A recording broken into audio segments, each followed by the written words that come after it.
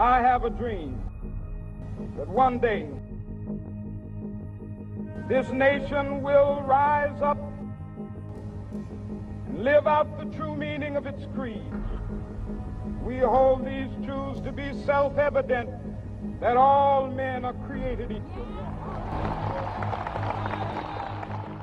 These are people, these are human beings, and just because of the color of skin doesn't make them a criminal. There was a saying that I heard the other day is that police officers in the affluent community protect.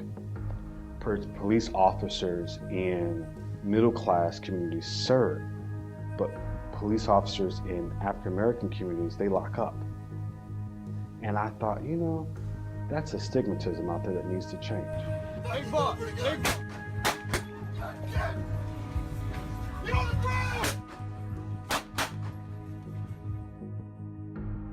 Every time that there's a law enforcement officer who is caught on camera doing something he or she shouldn't be doing, or every time that a law enforcement officer uses force that may be controversial, it creates the opportunity to have dialogue. This is a serious problem, an epidemic of police violence that we've got to confront. And there are people all across America who understandably have lost a lot of faith or never had any faith in the ability of the criminal justice system to provide equal protection under the law. That's not just a phrase. Those aren't just words. That's the 14th Amendment of the United States Constitution. Life is a precious gift that only God gives. It means to me that all lives matter, whether it's black, white, purple, or green, or brown. And as a nation, we need to try to make sure that we do things to make sure that all lives matter. We need to treasure and value life a lot more than we do.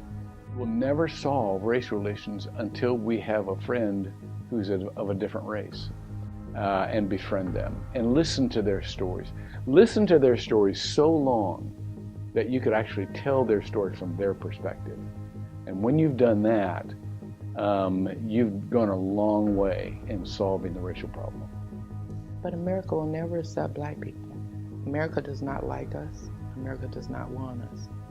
We tried this great experiment called integration. We tried that. It failed. Dr. King himself, right before he passed away, or he was murdered, really, before he said that, he said, you know, I'm pretty sure I sent my people into a burning house. Black Lives Matter movement is very, very important because I come from a people and a tradition that over thousands of years, we've experienced different kinds of persecution. We've just experienced discrimination, but we share some things in the Jewish community with the black community in the experience of slavery and the experience of being treated as the other, as someone different and not accepted in the society. So I, as a Jew, have a special responsibility for Black Lives Matter and to be involved and to support that movement.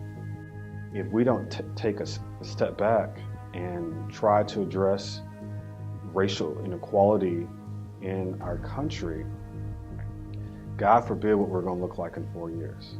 I have an 18-year-old son. I have an 18-year-old brown son. And so for me, every day that he walks out, my fear of what's going to happen to him has increased. The fact that I'm concerned now that if he gets pulled over by an officer, that there would be some additional questioning that would take place because there's a level of fear, I think, out there that could cause him to be in a situation that he doesn't deserve to be in. In order to improve race relations, if you live in a multicultural community, you need to get to know your neighbors. We all live in the same world. We all live in the same boat we call America. And until we care about another person and their life, then things really won't change. And I think that's part of what the movement's causing us to think about. Free at last! Free at last! Thank God Almighty, we are free at last!